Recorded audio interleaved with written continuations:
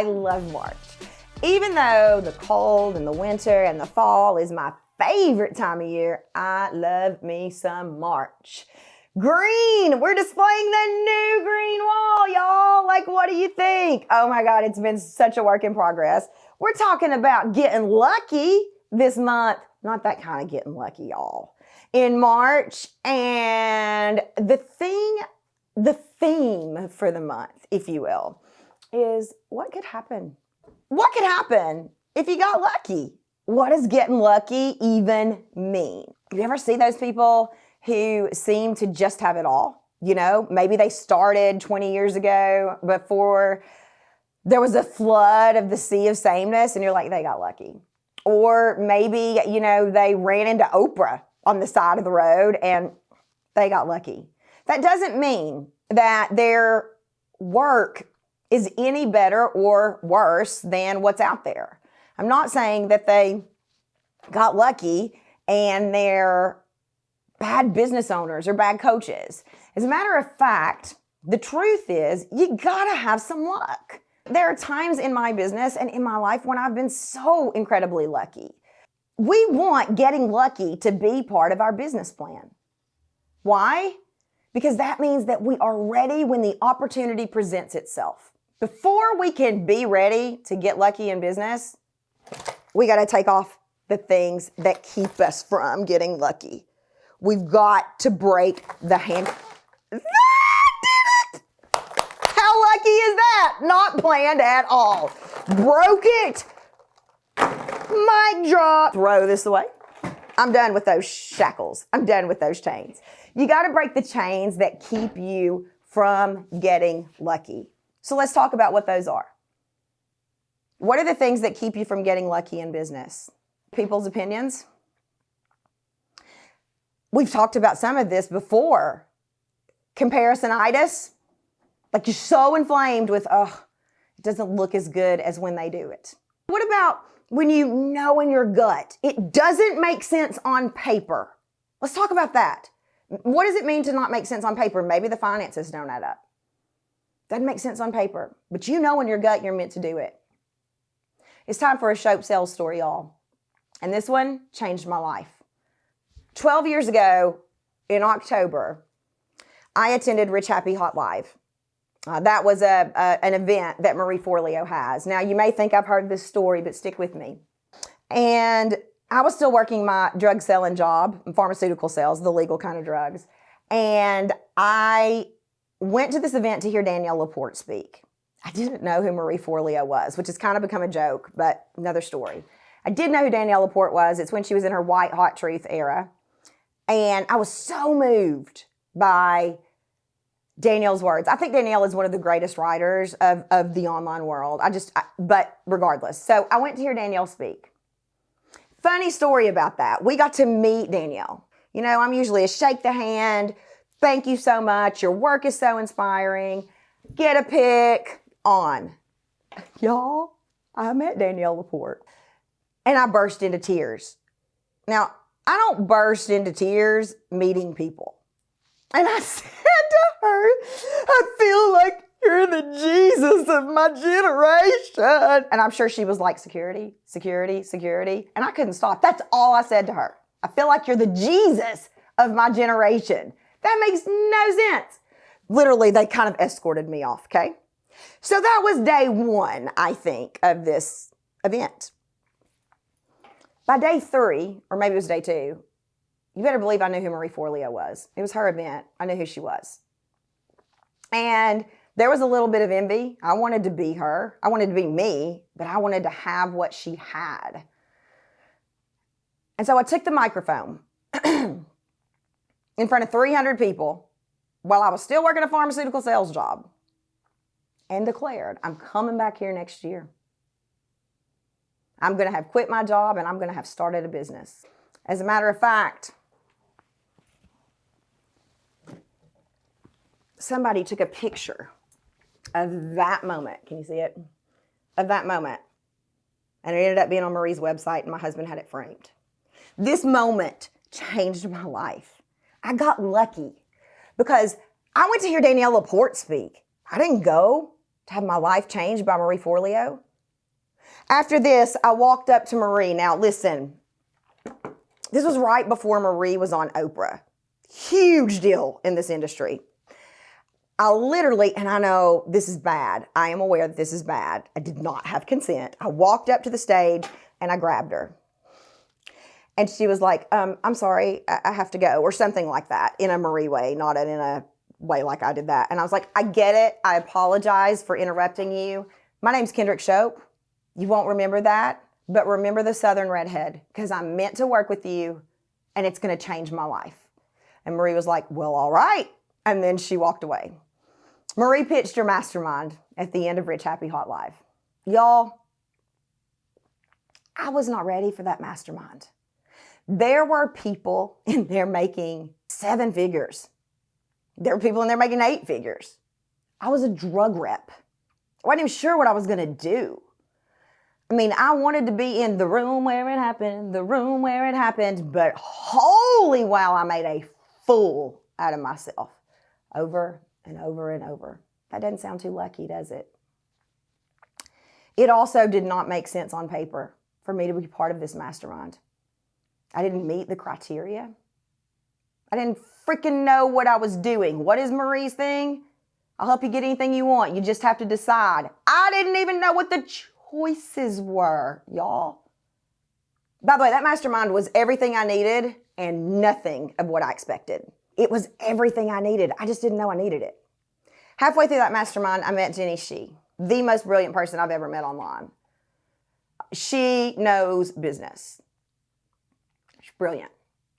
But Jenny Shih posted in this Google group, I think I need to read a sales book. Anybody got any sales book recommendations? I'm closing customers, but I feel like there's just something missing. How lucky was I that this brilliant mind posted she needed a sales book in a Google group for a mastermind that I had no business being a part of. Well, you know, I'm Southern. That might be a shocker, but I'm Southern. So I was like, hey, Jenny, we're as opposite as day and night. And I don't know if I can help you.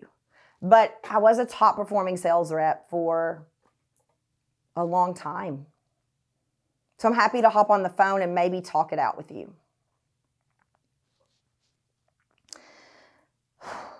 "90 minutes later, Jenny Shih said to me, Kendrick, if I may, this is what you need to be doing with your life. It's incredible." And I burst into tears and said, Jenny, I don't know what I just did. How lucky was I that Jenny Shih said, oh, I can help you with that. No charge. Jenny Shih worked with me for months and literally pulled authentic selling out of my head. It was all there, but I just knew it from all of my sales experience. I didn't know how to systematize it. As a matter of fact, Jenny named authentic selling. Her name, not mine. I love it. I think it's accurate. Not only that, but Jenny said, okay, Kendrick, this is what I think you need to do. But we got to test it. Because I was like, okay, great. I'm going to launch a class and people are going to come to me. And then I'm going to be on stage like Marie. And oh my God, it's going to be amazing. And she was like, no, slow your roll. Slow your roll. We got to test it. So Jenny said, we're going to test it with 10 people at $197. And I was like, damn, that is not the kind of money I was expecting. But at this point, I trusted Jenny. I tested it with 7. I didn't quite make it to 10. Because 100% of those 7 emailed back, and the flavor of those emails said something like this. Kendrick, your sales call structure, I made an extra $15,000 with this month. I closed 80% of my customers. So I called Jenny and I said, okay, what am I doing wrong? All these people are making money, but I just got paid $197. And she's like, great, you're ready. You're ready. How lucky was I that I trusted my gut and applied for that mastermind? Everybody told me to wait, and I mean everybody, except Marie. I got a call from Marie Forleo in, I think it was November of that year.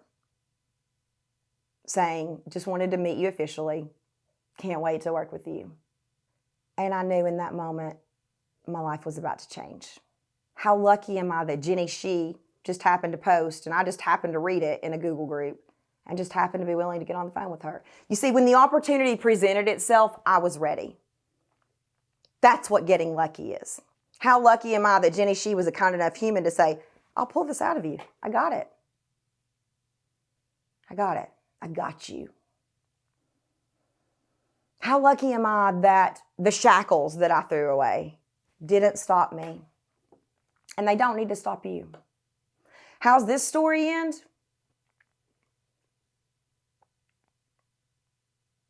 I came back the next year. I took that mic and I said, some of y'all, most of y'all, maybe all of y'all won't remember me.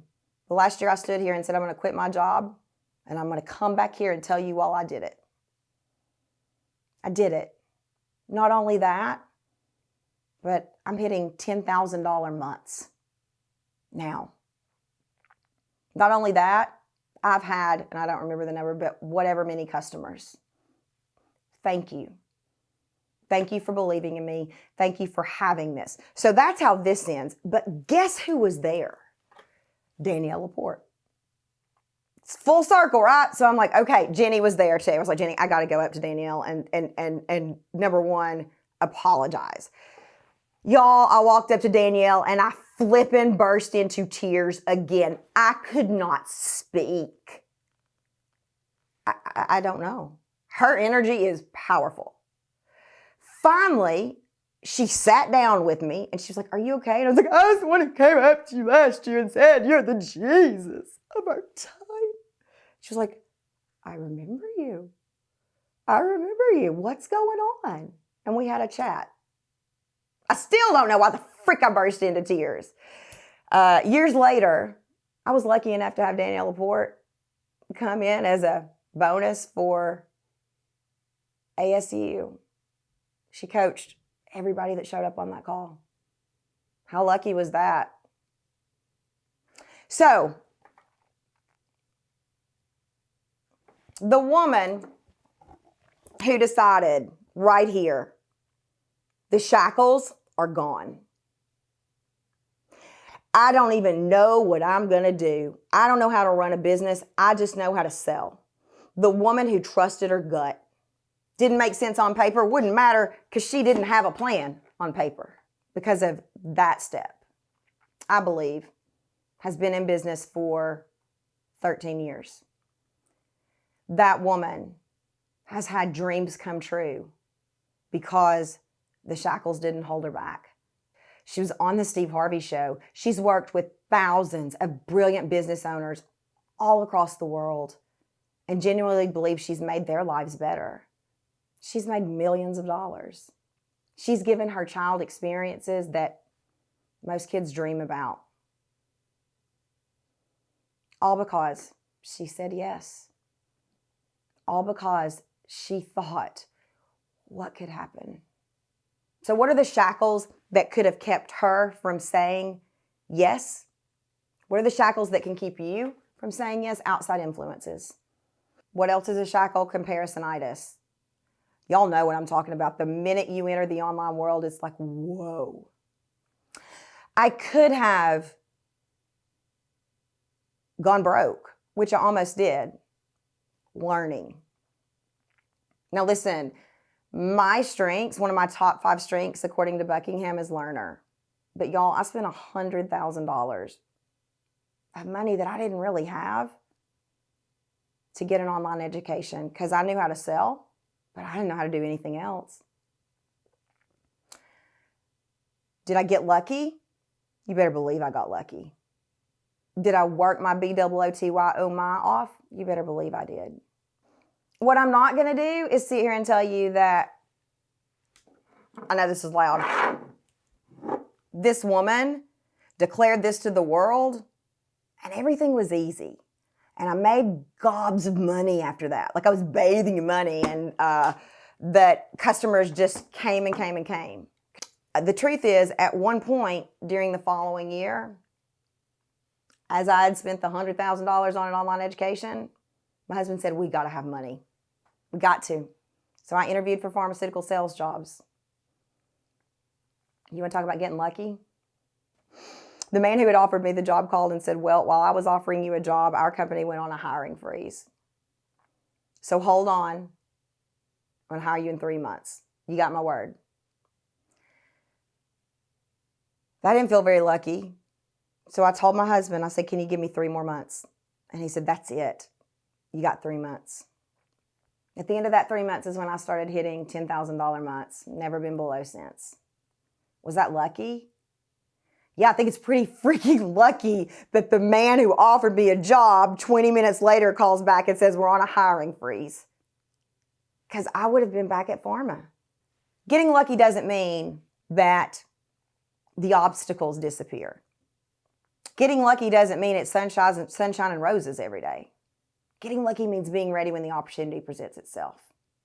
What would happen if we all believed I'm ready to get lucky in business? First things first, know your obstacles. Outside influences, comparisonitis. What else can shackle you? Beliefs. The belief that it's selfish. That was really hard for me. I had a 3-year-old. The belief that it was selfish. The belief that fill in the blank. There are lots of things that can shackle you. Your list is going to be different from my list, right? I'm going to invite you to come on a journey with me for the next 17 weeks. Lucky number 7, y'all. 17 weeks. This whole month, we're going to talk about what could happen. And at the end of this month, I'm going to give you the plan that has worked for thousands of brilliant, badass, beautiful business owners like you to find clients and make more money. I think you're pretty lucky that you're watching ASTV right now. You are so lucky. If your goal is to grow a business, find customers, close customers, make more money, give more authenticity, more you, more in 24, you're in the right place. Your homework this week is recognize your obstacles. So that does not mean go into we've talked about sea of sameness. We're going to talk about don't put the chains on. Don't put the shackles on. I just want you to be aware. Why do I want you to be aware? Because over the next 17 weeks, you're gonna bump up to get some shackles or chains or whatever those things are. And you're gonna get lucky and we're gonna break them together just like I did. What could happen if you got lucky in business? I don't think that it's over-promising to say your whole freaking life could change. This woman's did. It's time. It's your time. I believe in you. She believes in you. And I believe in your business.